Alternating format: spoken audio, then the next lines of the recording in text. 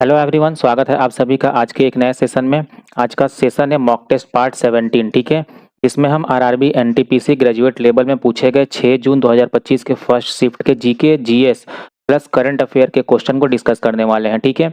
इस सेशन में टोटल आपके 40 क्वेश्चन होंगे और आपने इन 40 क्वेश्चन में से कितने नंबर प्राप्त किए कमेंट बॉक्स में अपने स्कोर कार्ड को जरूर शेयर करें। साथ ही इस सेशन का पीडीएफ आप हमारे Telegram channel study with Ankit Singh से डाउनलोड कर सकते हैं, जिसका लिंक डिस्क्रिप्शन बॉक्स में पिन किया हुआ है, ठीक है। तो चलिए स्टार्ट करते हैं आज का अपना प्रैक्टिस सेट। हमारा फर्स्ट क्वेश्चन है 2025 के आईपीएल सीजन यानी कि 15 अप्रैल 2025 तक में विराट कोहली ने कौन सी उपलब्धि हासिल की।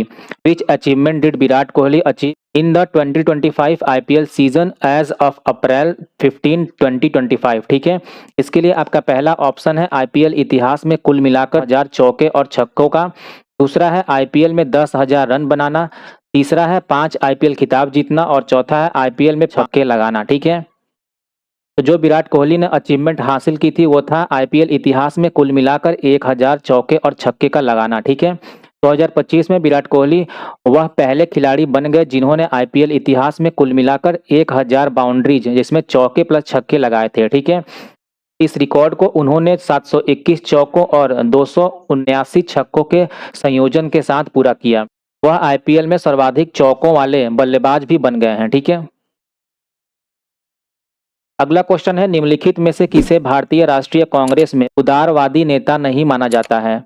विच of the following was not considered a liberal leader in the Indian national Congress. आपका पहला ऑप्शन है इसके लिए फिरोज शाह मेहता, दूसरा है दादा भाई नौरोजी, तीसरा है अरबिंदो घोष और चौथा है गोपाल कृष्ण गोखले। ये उदारवादी नेता नहीं माना जाता है अरबिंदो घोष को, ठीक है। उदारवादी का मतलब होता है लिबरल। प्रवृत्ति वाले नेता जैसे कि गोपाल कृष्ण गोखले, दादा भाई नौरोजी और फिरोज शाह मेहता कांग्रेस के शुरुआती दौर में सामाजिक और राजनीतिक सुधार को बढ़ावा देने वालों के रूप में माने जाते थे। अरबिंदो घोष अधिक आत्मानुभववादी, योग एवं आध्यात्मिक दृष्टिकोण से राजनीतिक विचारधारा से जुड़े थे। उन्हें आमतौर पर मुस्लिम अधिकारों के समर्थक और राष्ट्रीय क्रांतिकारी माना जाता है, न कि एक शुद्ध उदारवादी नेता, ठीक है। अगला क्वेश्चन है अपना क्वेश्चन नंबर 3 है 5/2025 में पंजाब में किस वन्यजीव अभ्यारण्य को इको पर्यटन को बढ़ावा देने के लिए तेंदुआ सफारी में विकसित करने का प्रस्ताव किया गया था। In March 2025 which wildlife sanctuary in Punjab was propose to be developed into a leopard safari to promote eco tourism. इसके लिए आपका पहला ऑप्शन है बीर मोती बाग वन्यजीव अभ्यारण्य, दूसरा है अबोहर वन्यजीव अभ्यारण्य, तीसरा है हरीके वन्यजीव अभ्यारण्य और चौथा है झज्जर बचौली वन्यजीव अभ्यारण्य। तो ये है आपका झज्जर बचौली वन्यजीव अभ्यारण्य, ठीक है। पंजाब सरकार ने घोषणा की है कि श्री आनंदपुर साहिब का झज्जर बचौली वन्यजीव अभ्यारण्य राज्य का पहला तेंदुआ सफारी स्थल बनेगा। यह प्रयास इको पर्यटन को बढ़ावा देने और वन्यजीव संरक्षण को सुदृढ़ करने की रणनीति का हिस्सा है। इस परियोजना के लिए बजट आवंटन किया गया है और पर्यावरण मंत्रालय तथा वन विभाग इसकी रूपरेखा बना रहे हैं। नेक्स्ट क्वेश्चन है माइक्रोसॉफ्ट वर्ड में टेक्स्ट को खोजने और बदलने का तरीका कौन सा नहीं है। Which of the following is not a method to find and replaced text in Microsoft Word. इसके लिए आपका पहला ऑप्शन है एडिट पर क्लिक करें और फिर फाइंड एंड रिप्लेस चुनें। दूसरा है ऑल्ट प्लस एंटर कुंजी पर क्लिक करें। तीसरा है होम टैब पर जाएं और रिप्लेस चुनें और चौथा है फाइंड एंड रिप्लेस विंडो खोलने के लिए कंट्रोल प्लस एच दबाएं। तो जो मेथड नहीं है ये है ऑल्ट प्लस एंटर कुंजी पर क्लिक करना, ठीक है। माइक्रोसॉफ्ट वर्ड में टेक्स्ट खोजने और बदलने के लिए फाइंड एंड रिप्लेस करने के लिए सामान्य तरीके हैं, जैसे कि मेन्यू पर जाएं, मेन्यू के बाद उसमें एडिट पर जाएं, फिर फाइंड एंड रिप्लेस ऑप्शन पर जाएं, ठीक है। और दूसरा है कि होम पर जाकर रिप्लेस करें या शॉर्टकट की कंट्रोल प्लस एच दबाएं। ऑल्ट प्लस एंटर कोई मान्य शॉर्टकट नहीं है फाइंड एंड रिप्लेस कमांड के लिए, ठीक है। अगला क्वेश्चन है किसी पदार्थ को गर्म करने पर उसके कणों पर क्या प्रभाव पड़ता है। What happens to the particles of a substance when it is heated. आपका पहला ऑप्शन है वे गति करना बंद कर देते हैं, दे स्टॉप मूविंग। दूसरा है वे नष्ट हो जाते हैं, दे गेट डिस्ट्रॉयड। तीसरा है वे धीमी गति करते हैं, दे मूव स्लोली। और चौथा है वे तेज गति करते हैं, दे मूव फास्टर। तो जो सही जवाब है वो है वे तेज गति करते हैं, ठीक है, यानी दे मूव फास्टर। जब किसी पदार्थ को गर्म किया जाता है तो उसमें ऊर्जा बढ़ जाती है जिससे उसके कणों की गतिज ऊर्जा यानी काइनेटिक एनर्जी बढ़ती है। यही कारण है कि गैस, तरल या ठोस पदार्थ गर्म होने पर फैलते हैं। यह सिद्धांत का उपयोग थर्मामीटर, इंजन और कई वैज्ञानिक उपकरणों में होता है। अगला क्वेश्चन है, मई 2025 में 78वें कांस फिल्म फेस्टिवल की मेजबानी किस देश ने की? Which country hosted the 78th Cannes film festival in May 2025? इसके लिए आपका पहला ऑप्शन है जर्मनी, दूसरा है नीदरलैंड, तीसरा है स्पेन और चौथा है फ्रांस। ये होस्ट किया गया था फ्रांस के द्वारा, ठीक है। कांस फिल्म फेस्टिवल दुनिया का सबसे प्रतिष्ठित फिल्म महोत्सव है। इसकी शुरुआत 1946 में हुई थी। यह हर साल फ्रांस के कांस शहर में आयोजित होता है। इस फेस्टिवल में दुनिया भर की फिल्मों को अंतर्राष्ट्रीय स्तर पर मंच मिलता है और पाल्मे डी ओर इसका सबसे बड़ा पुरस्कार है, ठीक है। अगला क्वेश्चन है, भारत में प्रीवी पर्स आधिकारिक तौर पर कब समाप्त कर दिया गया? In which year were the privy purses officially abolished in India? आपका पहला ऑप्शन है 1956 में, दूसरा है 1969 में, तीसरा है 1971 में और चौथा है 1980 में। तो ये खत्म कर दिया गया था वर्ष 1971 में, ठीक है। पीवी पर्स वह वार्षिक भुगतान था जो स्वतंत्र भारत में रियासतों के विलय के बाद पूर्व शासकों को दिया जाता था। 1971 में तत्कालीन प्रधानमंत्री इंदिरा गांधी ने 26वां संविधान संशोधन अधिनियम पारित कर प्रीवी पर्सेज को समाप्त कर दिया। इसका उद्देश्य भारत में समानता यानी इक्वलिटी को बढ़ावा देना और सामंती विशेषाधिकारों को खत्म करना था, ठीक है। अगला क्वेश्चन है, वर्ष 2030 तक संस्थापित क्षमता के संदर्भ में भारत का नवीनीकरणीय ऊर्जा लक्ष्य क्या है? What is India's renewable energy target in terms of installed capacity by 2030? पहला आपका ऑप्शन है 175 गीगावाट, दूसरा है 300 गीगावाट, तीसरा है 500 गीगावाट और चौथा है 100 गीगावाट। तो ये है आपका 500 गीगावाट, ठीक है। भारत ने पेरिस समझौता और ग्लासगो COP26 में संकल्प लिया है कि 2030 तक 500 गीगावाट नवीकरणीय ऊर्जा क्षमता हासिल करेगा। इसमें सौर ऊर्जा, पवन ऊर्जा, बायोमास और जल विद्युत शामिल है। यह लक्ष्य भारत को विश्व के सबसे बड़े ग्रीन एनर्जी उत्पादकों में शामिल करेगा। नेक्स्ट है, निम्नलिखित में से कौन सा सूचक बहुआयामी गरीब सूचकांक की गणना में प्रयुक्त 10 सूचकों में से एक नहीं है? Which of the following is not one of the 10 indicators used in calculating the multi dimensional poverty index? ठीक है, पहला आपका ऑप्शन है पोषण, दूसरा है स्कूली शिक्षा के वर्ष, तीसरा है इंटरनेट कनेक्टिविटी और चौथा है बिजली तक अभिगम्यता। ठीक है, तो ये है आपका इंटरनेट कनेक्टिविटी।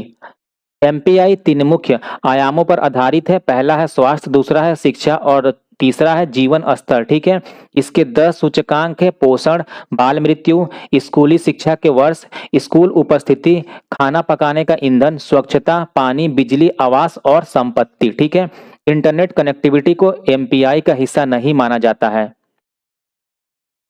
अगला क्वेश्चन है, पित्त उत्पादन में कमी वाले रोगी को डैश के अवशोषण में कमी का सामना करना पड़ता है। A patient with reduced bile production faces reduced absorption of dash. पहला इसके लिए आपका ऑप्शन है वसा में घुलनशील विटामिनों, दूसरा है जल, तीसरा है अमीनो अम्ल और चौथा है ग्लूकोज। तो ये है आपका वसा में घुलनशील विटामिनों। ठीक है, यानी फैट सोल्यूबल विटामिन्स। पित्त इसे बाइल के नाम से जाना जाता है, यकृत द्वारा निर्मित और पित्ताशय यानी गॉल ब्लैडर में संग्रहित होता है। ठीक है, यह वसा के इमल्सिफिकेशन में मदद करता है और वसा में घुलनशील विटामिन जैसे ए, डी, ई के अवशोषण में सहायक होता है। पित्त की कमी से रोगी में विटामिन डी की कमी से हड्डियों की समस्या, विटामिन ए की कमी से दृष्टि दोष और विटामिन के की कमी से रक्त का थक्का जमने में समस्या होती है। ठीक है, और वाटर सोल्यूबल कौन कौन से विटामिन होते हैं? आपका बी और सी। ठीक है, हम शॉर्टकट इसका क्या है याद करने का? WBC, यानी वाटर सोल्यूबल में बी और सी। नेक्स्ट है, किस राजवंश के दौरान कुतुलुक ख्वाजा के नेतृत्व में मंगोलों ने दिल्ली की घेराबंदी की और काफी नुकसान पहुंचाया? During which dynasty did the Mongols under Qutlugh Khwaja besiege Delhi and cause heavy damage? आपका पहला ऑप्शन है खिलजी वंश, दूसरा है सैयद वंश, तीसरा है सूर वंश और चौथा है मुगल वंश। तो ये है आपका सही जवाब खिलजी वंश। ठीक है, यह घटना 1299 ईस्वी में अलाउद्दीन खिलजी के शासनकाल में हुई थी। कुतुलुक ख्वाजा के नेतृत्व में मंगोल सेना ने दिल्ली पर हमला किया, लेकिन खिलजी सेना ने उन्हें रोक लिया। खिलजी शासनकाल मंगोल आक्रमणों से बचाव और सशक्त सेना के संगठन के लिए प्रसिद्ध है। अगला क्वेश्चन है 105वें संविधान संशोधन अधिनियम द्वारा राज्यों को कौन सी शक्ति पुनः प्रदान की गई? Which power were restored to the state by the 105th constitutional amendment act? आपका पहला ऑप्शन है नए राज्य बनाने की शक्ति, दूसरा है जीएसटी करारोप की शक्ति यानी पावर टू लेवी जीएसटी, और तीसरा है अन्य पिछड़ा वर्ग यानी ओबीसी और एसी बीसी की पहचान की शक्ति, और चौथा है चुनाव की तारीखें तय करने की शक्ति। ये है आपका अन्य पिछड़ा वर्ग यानी ओबीसी और एसी बीसी की पहचान की शक्ति, ठीक है, power to identify OBC and SEBC. यह संशोधन 2021 में पारित हुआ। 102वें संशोधन के बाद राज्यों की ओबीसी पहचान करने की शक्ति सीमित हो गई थी। 105वें संशोधन ने यह शक्ति राज्यों को वापस दे दी, जिससे वे अपने अपने राज्य में ओबीसी की सूची तैयार कर सकते हैं। अगला क्वेश्चन है वैदिक पाठ की कितनी मान्यता प्राप्त अवस्थाएं हैं? How many recognised stages of Vedic recitation are there? पहला आपका ऑप्शन है 9, दूसरा है 10, तीसरा है 11 और चौथा है 7। तो ये है आपके 11, ठीक है। वैदिक पाठ परंपरा विश्व की सबसे पुरानी मौखिक परंपरा मानी जाती है। इन 11 विधाओं में संहिता पाठ, पद पाठ, क्रम पाठ, जटा पाठ, घन पाठ आदि शामिल है, ठीक है। यूनेस्को ने वैदिक पाठ परंपरा को intangible culture heritage of humanity घोषित किया हुआ है। अगला क्वेश्चन है विंडोज 10 सीएमडी में कौन सी कमांड बिना पुष्टि के वर्तमान निर्देशिका में सभी लॉग फाइलों को डिलीट कर देगी? विच command in Windows 10 CMD will delete all log files in the current directory without confirmation? तो इस क्वेश्चन के लिए आपके सामने ये 4 ऑप्शंस है और इनमें से जो आपका सही ऑप्शन है ये है डिलीट *log/q, ठीक है। डिलीट और इरेज कमांड का उपयोग सीएमडी में फाइल हटाने के लिए किया जाता है, और /q का अर्थ है क्विट मोड, जिसमें फाइलें बिना कंफर्मेशन हट जाती हैं, और /p विकल्प का अर्थ है प्रॉम्प्ट मोड, जो डिलीशन से पहले कंफर्मेशन मांगता है, ठीक है। यानी कि इस कमांड में अगर यहाँ /p होता तो वो फाइलें डिलीट होने से पहले आपसे कंफर्मेशन मांगती, ठीक है। अगला है गोंड चित्रकला में कलाकारों द्वारा स्थानीय रूप से उपयोग किए जाने वाले हस्तनिर्मित ब्रश का पारंपरिक नाम क्या है? In Gond painting what is the traditional name of the locally used handmade brush by artist? इसके लिए आपका ऑप्शन है कूंची, दूसरा है लिखनी, तीसरा है कादी और चौथा है कलम। ये कहलाता है कूंची, ठीक है। गोंड चित्रकला भारत की आदिवासी कला है जिसकी उत्पत्ति मध्य प्रदेश में हुई। इसमें प्राकृतिक रंग और देसी साधनों से चित्र बनाए जाते हैं। कूंची ब्रश अक्सर बांस की लकड़ी और प्राकृतिक रेशों से बनाया जाता है। नेक्स्ट क्वेश्चन है जब कोई भारतीय नागरिक अपनी नागरिकता त्याग देता है तब क्या होता है? What happens when an Indian citizen renounces his citizenship? आपका पहला ऑप्शन है वे विदेशी राजनयिक बन जाते हैं, सेकंड है कुछ नहीं बदलता है, थर्ड है वे अपनी भारतीय नागरिकता खो देते हैं, और चौथा है उन पर जुर्माना लगाया जाता है। जो आपका सही ऑप्शन है वो है वे अपनी भारतीय नागरिकता खो देते हैं, ठीक है। भारत का संविधान दोहरी नागरिकता यानी डुअल सिटीजनशिप की अनुमति नहीं देता है। नागरिकता अधिनियम 1955 के अनुसार नागरिकता त्यागने पर व्यक्ति भारतीय नागरिक नहीं रहता है। इसके बाद वह विदेशी नागरिकता ले सकता है, लेकिन भारत में उसे विदेशी नागरिक के अधिकार ही मिलेंगे, ठीक है। अगला क्वेश्चन है पुरुषों और महिलाओं की श्रेणी में वर्ष 2025 के लिए बलबीर सिंह सीनियर पुरस्कार के विजेता कौन थे? Who were the winners of the Balbir Singh senior award 2025 in main and women categories? आपका पहला ऑप्शन है PR श्रीजेश और नवजोत कौर, दूसरा है मनप्रीत सिंह और रानी रामपाल, तीसरा है हरमनप्रीत सिंह और सविता पुनिया, और चौथा है हरमनप्रीत सिंह और वंदना कटारिया। तो ये हैं आपके हरमनप्रीत सिंह और सविता पुनिया, ठीक है। यह पुरस्कार भारतीय हॉकी संघ द्वारा दिया जाता है। हरमनप्रीत सिंह भारतीय पुरुष हॉकी टीम के कप्तान और एक बेहतरीन ड्रैग फ्लिकर हैं। सविता पुनिया महिला हॉकी टीम की गोलकीपर हैं और ग्रेट वॉल ऑफ इंडिया के नाम से जानी जाती हैं। नेक्स्ट है 1928 में साइमन कमीशन के विरोध का मुख्य कारण क्या था? What was the main reason for the opposition to the Simon Commission in 1928? इसके लिए आपका ऑप्शन है नए कानूनों का परिचय, दूसरा है भारतीय प्रतिनिधित्व का अभाव, तीसरा है उच्च कर और चौथा है अल्पसंख्यकों के खिलाफ भेदभाव। तो इसका मुख्य रीजन था भारतीय प्रतिनिधित्व का अभाव, अब्सेंस ऑफ इंडियन रिप्रेजेंटेशन, ठीक है। साइमन कमीशन 1928 में भारत भेजा गया था ताकि संवैधानिक सुधारों की सिफारिश कर सके। इसमें एक भी भारतीय सदस्य शामिल नहीं था, इसलिए इसे व्हाइट मैन कमीशन कहा जाता था। देश भर में इसका जोरदार विरोध हुआ और इसी दौरान लाला लाजपत राय पर पुलिस लाठीचार्ज हुआ, जिससे उनकी मृत्यु हो गई थी। अगला क्वेश्चन है, एमएस पावर पॉइंट में एक न्यू ब्लैंक प्रेजेंटेशन स्टार्ट करने का सही तरीका कौन सा है? What is the correct way to start a new blank presentation in MS PowerPoint? आपका पहला ऑप्शन है कंट्रोल प्लस एन दबाएं, दूसरा है कंट्रोल प्लस ओ दबाएं, तीसरा है इंसर्ट न्यू स्लाइड क्लिक करें और चौथा है फाइल ओपन क्लिक करें, ठीक है। तो ये है control plus N. Control plus N दबाने से क्या होगा कि एक न्यू ब्लैंक प्रेजेंटेशन स्टार्ट हो जाएगा। एमएस पावर पॉइंट में कंट्रोल प्लस एन दबाने से नई प्रेजेंटेशन खुलती है। कंट्रोल प्लस ओ दबाने से पहले से सेव प्रेजेंटेशन खुलती है। कंट्रोल प्लस एस का उपयोग सेव करने के लिए किया जाता है और पावर पॉइंट शॉर्टकट प्रेजेंटेशन तैयार करने की स्पीड बढ़ाते हैं, ठीक है।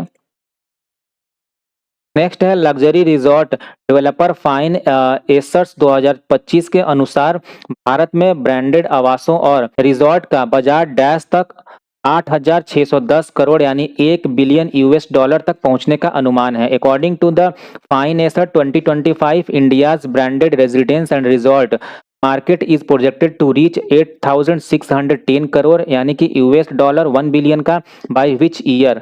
आपका ऑप्शन है इसके लिए 2027, दूसरा है 2029, तीसरा है 2028 और चौथा है 2026। तो ये प्रोजेक्ट किया गया है आपका 2027 तक, ठीक है। भारत में लग्जरी रियल एस्टेट और रिजॉर्ट का बाजार तेजी से बढ़ रहा है। बढ़ती आय, पर्यटन और विदेशी निवेश इसकी मुख्य वजह है। फाइन एकर्स की रिपोर्ट के अनुसार 2027 तक भारत में इस सेक्टर की मांग दोगुनी होने की संभावना है।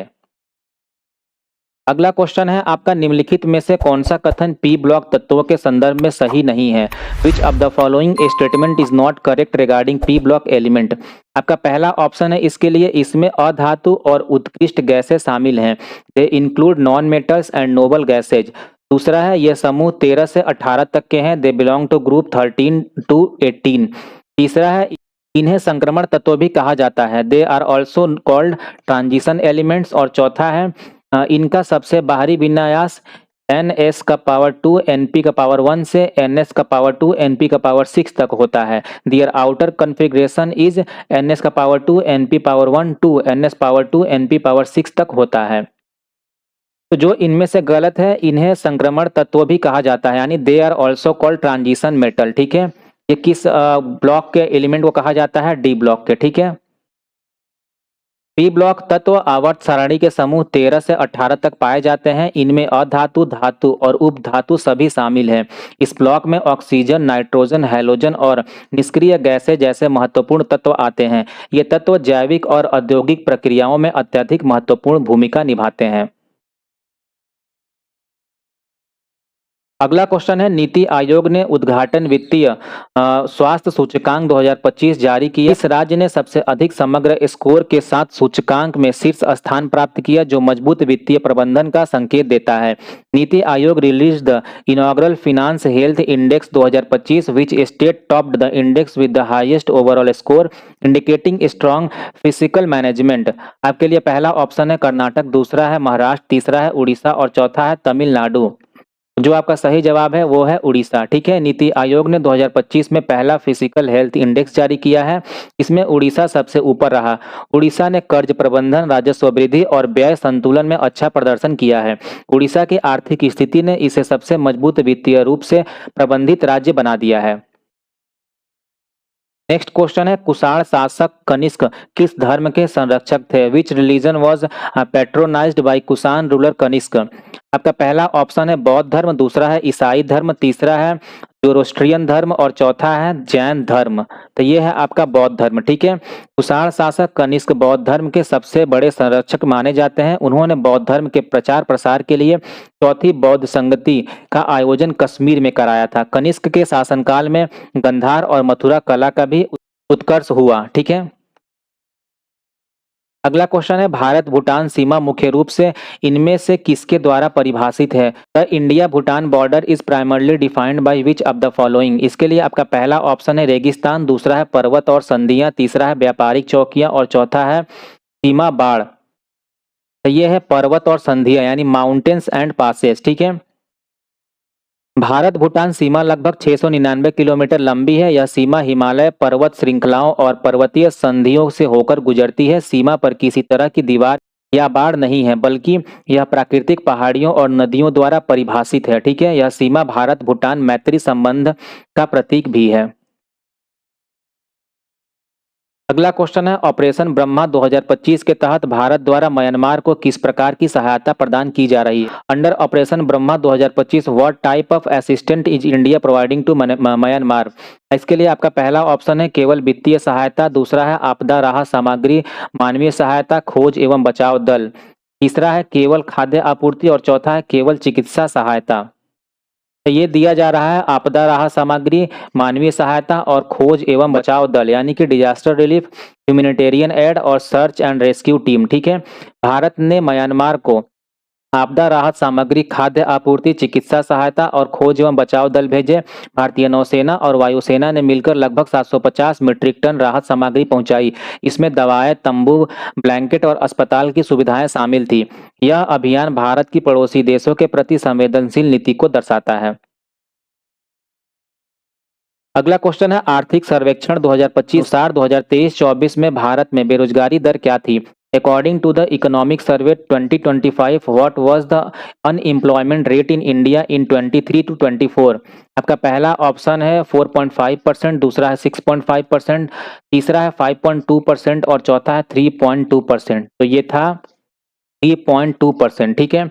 आर्थिक सर्वेक्षण 2025 के अनुसार भारत की बेरोजगारी दर 2023-24 में 3.2% रही। यह पिछले वर्षों की तुलना में कम है और रोजगार सृजन में सुधार को दर्शाता है। विशेष रूप से ग्रामीण क्षेत्रों में रोजगार वृद्धि अधिक दर्ज की गई है। अगला क्वेश्चन है दिसंबर 2024 में भारतीय नौसेना दिवस किस थीम के साथ मनाया गया था? इन दिसंबर 2024 Indian navy day was celebrated with which team? आपका पहला ऑप्शन है भारत में समुद्री वर्चस्व के लिए नवाचार और आत्मनिर्भरता, दूसरा है रणनीतिक परिचालन उत्कृष्टता के साथ समुद्र में के संरक्षक, तीसरा है नवाचार और रण के माध्यम से शक्ति और सामर्थ्य और चौथा है राष्ट्रीय रक्षा के लिए नीले जल और तकनीकी शक्ति। ये है आपका नवाचार और स्वदेशीकरण के माध्यम से शक्ति और सामर्थ्य यानी strength and capability through innovation and indigestion, ठीक है। भारतीय नौसेना दिवस 4 दिसंबर 2024 को नवाचार और स्वदेशीकरण के माध्यम से शक्ति और सामर्थ्य थीम के साथ मनाया गया। इस अवसर पर स्वदेशी तकनीक, जहाज निर्माण और हथियार प्रणालियों पर जोर दिया गया। यह भारत की समुद्री आत्मनिर्भरता को दर्शाता है। अगला क्वेश्चन है 2025 के विश्व आर्थिक मंच ने भारत की वैश्विक भू राजनीति और नवाचार में भूमिका पर केंद्रित किस पहल की शुरुआत की?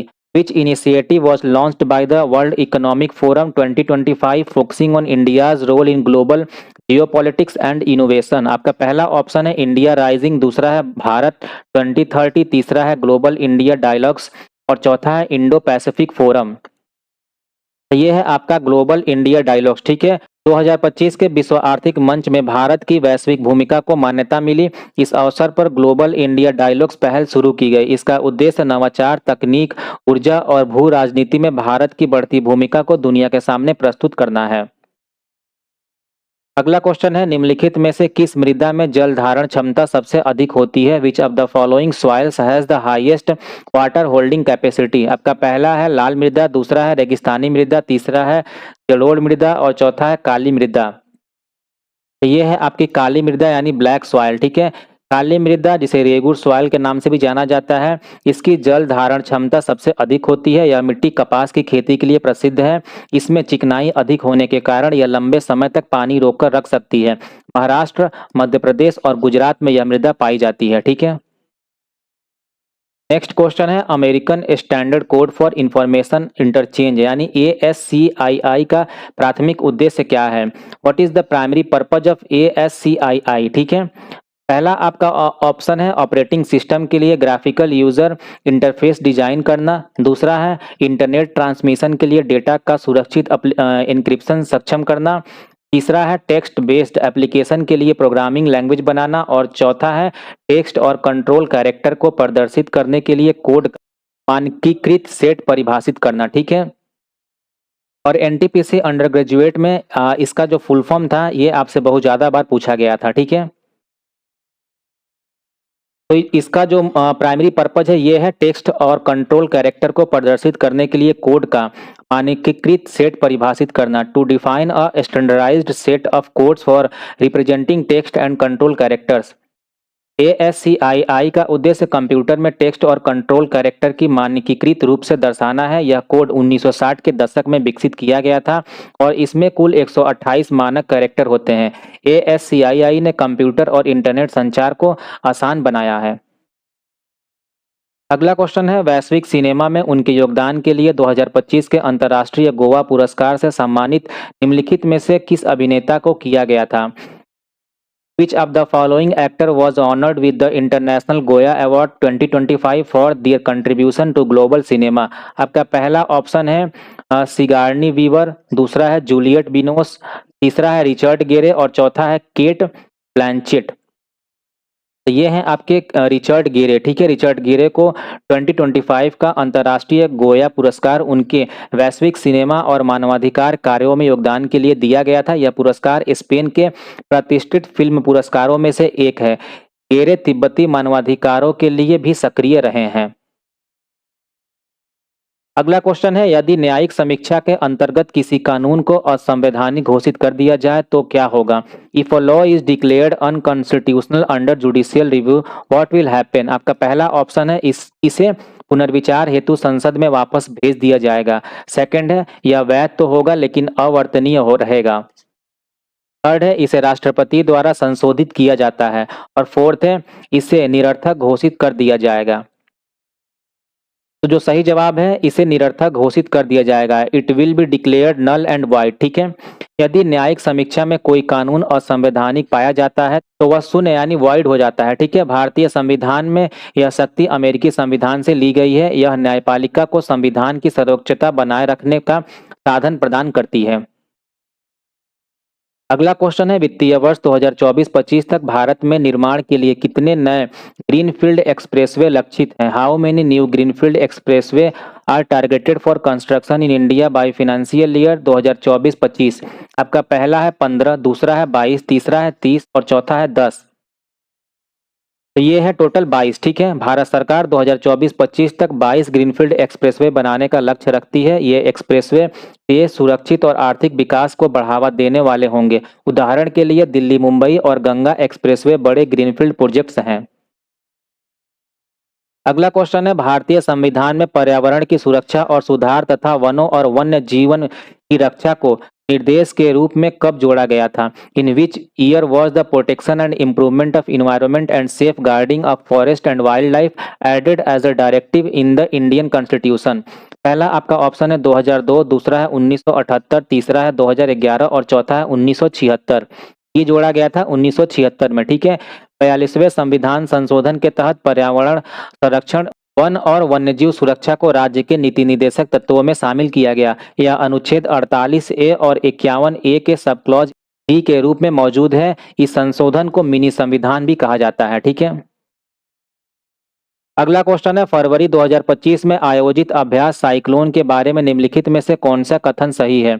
विच of the following statement about exercise cyclone held in February 2025 is और आर करेक्ट? पहला है यह राजस्थान के महाजन फील्ड फायरिंग रेंज में आयोजित किया गया था। दूसरा है इसमें भाग लेने वाले देश भारत और मिस्र थे। तीसरा है इस अभ्यास का ध्यान संयुक्त बलों के तोपखाना प्रशिक्षण पर केंद्रित था। इसके लिए आपका ऑप्शन है केवल सेकंड, दूसरा है केवल 1 और 2, तीसरा है 1, 2 और 3 और चौथा है केवल 1। ये सही है पहला और दूसरा। ठीक है। भारत और मिस्र के बीच फरवरी 2025 में राजस्थान के महाजन फील्ड फायरिंग रेंज में आयोजित यह अभ्यास संयुक्त सैन्य सहयोग का प्रतीक था। इसमें दोनों देशों ने आतंकवाद रोधी और रक्षा सहयोग पर जोर दिया। तो खाना प्रशिक्षण इसका मुख्य फोकस नहीं था। अगला क्वेश्चन है, भारत में पवन दिशा के मौसमी परिवर्तन में सबसे प्रचुर भूमिका कौन सा कारक निभाता है? Which factor plays the most prominent role in the seasonal change of wind direction in India? आपका पहला है महासागरीय धाराएं, दूसरा है टोपोग्राफी यानी उच्चावच, और तीसरा है अक्षांश यानी लैटिट्यूड, और चौथा है मानसूनी दाब प्रणाली यानी monsoon pressure system.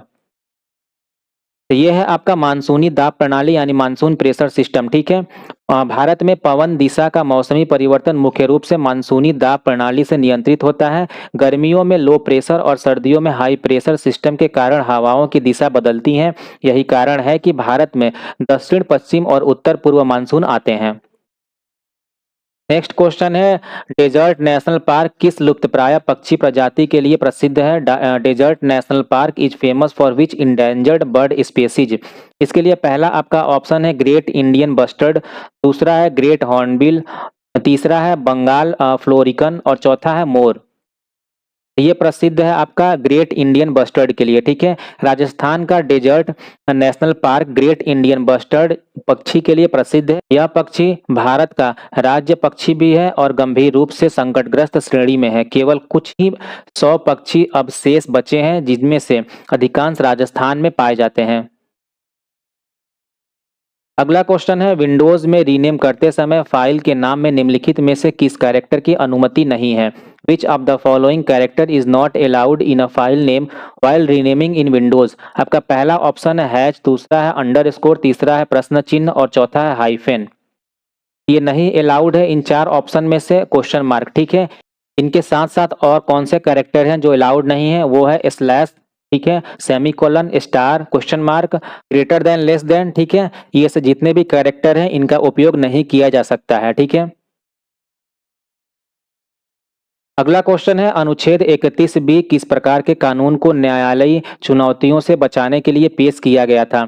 Article 31 B was introduce to protect which type of law from judicial challenges? पहला है आपका भूमि सुधार कानून, दूसरा है कर कानून, तीसरा है भाषा कानून, और चौथा है पर्यावरण कानून। तो ये है आपका भूमि सुधार कानून यानी लैंड रिफॉर्म लॉ, ठीक है। अनुच्छेद 31 बी और 9वीं अनुसूची यानी 9th शेड्यूल को भूमि सुधार कानूनों को न्यायालयी चुनौतियों से बचाने के लिए लाया गया। इसका उद्देश्य किसानों को जमीन का पुनर्वितरण और जमींदारी प्रथा को समाप्त करना था। इससे 1951 में प्रथम संशोधन द्वारा जोड़ा गया। आज का आखिरी क्वेश्चन है, भारत के पश्चिमी तटीय मैदान किस प्रकार के तटीय मैदान के रूप में वर्गीकृत हैं? The western coastal plains of India are classified as which type of coastal plain? पहला है आपका ज्वारीय तटीय मैदान यानी टाइडल कोस्टल प्लेन, दूसरा है डेल्टाई तटीय मैदान यानी डेल्टिक कोस्टल प्लेन, तीसरा है उभरता हुआ तटीय मैदान यानी इमर्जिंग कोस्टल प्लेन, और चौथा है अंतरजलीय तटीय मैदान यानी सबमर्ज्ड कोस्टल प्लेन। तो ये है आपका अंतरजलीय तटीय मैदान यानी सबमर्ज्ड कोस्टल प्लेन, ठीक है।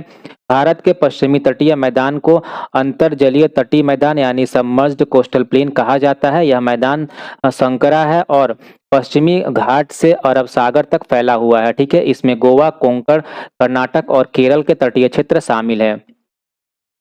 तो ये था आज का हमारा 40 क्वेश्चंस का ये प्रैक्टिस सेट, ठीक है। आपको कैसा लगा कमेंट करके जरूर बताइएगा, और आपको अगर पसंद आया हो तो इस वीडियो को लाइक करें और अपने दोस्तों के साथ भी जरूर शेयर करें। और अगर आप चैनल पर नए हैं तो इस चैनल को सब्सक्राइब कर लें, ताकि जो भी अपकमिंग कंटेंट्स इस चैनल पर आए वो सभी आपको आसानी से प्राप्त हो सकें। तो चलिए मिलते हैं एक नए वीडियो के साथ, तब तक के लिए टेक केयर, बाय बाय।